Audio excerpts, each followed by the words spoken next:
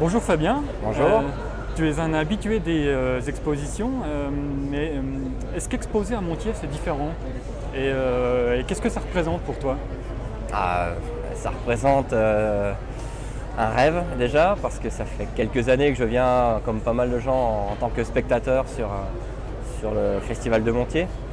Et voilà, qu'est-ce que ça représente pour moi? Ça représente un petit peu, oui, l'aboutissement d'un projet que je voulais mener à terme. Et voilà, et je suis très content d'être à Montier. Je savoure chaque minute passée dans ce festival. Voilà. Ouais, comme tout le monde, hein, je pense. Oui. C'est vraiment un vrai plaisir de voir toute cette exposition. Alors, je sais que bon, pour certaines de ces photos, j'étais juste à tes côtés, donc bon, on va dire que je suis pas objectif. Mais C'est vrai. c'est vrai. Mais ton exposition balade autour du cercle polaire est vraiment magnifique. Merci. Je te l'ai déjà dit. Explique-nous comment elle a été construite. Alors, elle a démarré de manière d'abord déconstruite au départ, parce qu'on est parti avec Julie, mon épouse, en Islande en 2013. On a souhaité découvrir en fait l'Islande, et comme pas mal de gens, on est rentré mordu par cette destination, et du coup on a réitéré ce voyage-là avec toi, Alex, et puis aussi Michel, que je salue d'ici, parce qu'il y a une partie de vous deux dans ce projet aussi. Et donc on a été, j'ai eu aussi une très bonne expérience, et du coup j'ai voulu poursuivre cette aventure au-delà du cercle polaire en partant sur l'archipel du Svalbard, juste après mon deuxième voyage en Islande. Et du coup de là est né en fait ce projet. Une fois que j'étais déjà au Svalbard, je me suis dit pourquoi pas faire un florilège d'images, d'impressions en fait, de paysages que j'ai rencontrés de mes premiers passages en Islande, et pour aboutir au Svalbard. Voilà, donc ce que j'ai appelé une balade autour du cercle polaire. Voilà. Ok, donc en fait là les visiteurs ils pourront y voir un beau mélange de paysages et d'animaliers. Oui. Mais est-ce que tu as toutefois une préférence? L'animalier, c'est tout neuf pour moi en fait. J'ai l'habitude d'évoluer sous nos latitudes dans le parc du Mercantour par exemple, où on observe les animaux de nos latitudes, toute la faune de montagne, etc.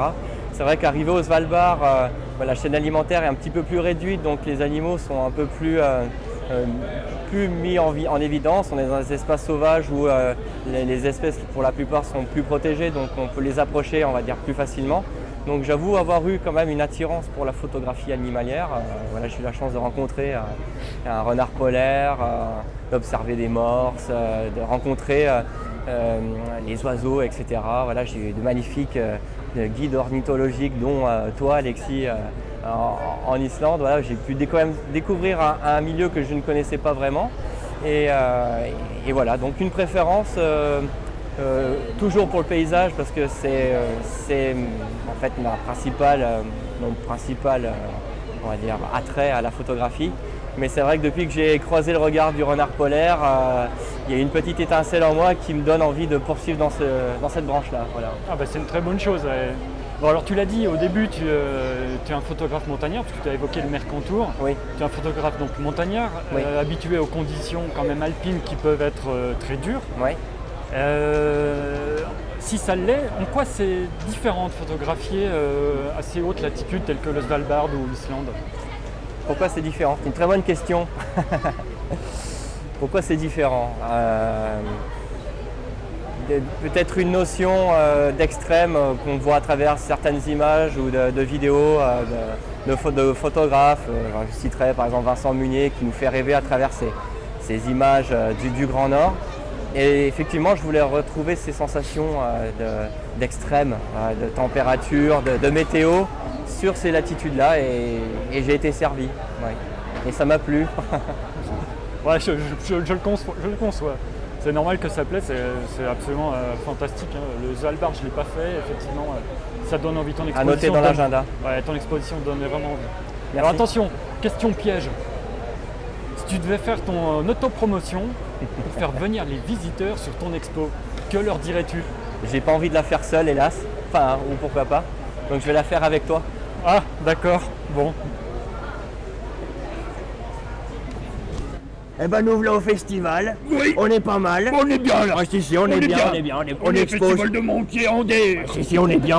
On est au festival de Montier, on est pas mal. Oui, mais- On expose quelques photos, on est content. Voilà. Oui. Alors c'est ton exposition. Oui.